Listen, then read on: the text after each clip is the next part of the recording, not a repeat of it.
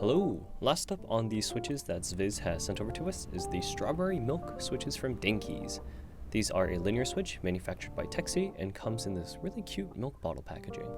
The strawberry milks have a white nylon top and bottom housing paired with a 67-gram spring and a POM stem. One thing that I wasn't really expecting was this to be a long pole POM stem, since they didn't really note it on the website, but yes, they are long pole. If you wanted to use these potentially as Frankenswitches, one thing to note is that these do have the Deskeys bottom mount, which is where the leaf spring is integrated into the bottom housing. So if you wanted to make Frankenswitch with these housings, you have to use something within the Deskeys family that doesn't have the two prongs on the top housing.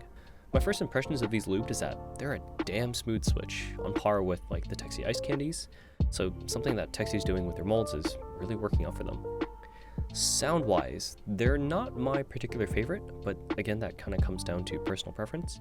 I'll play a sound test shortly, and you can let me know your thoughts down below. Thanks, and have a good one.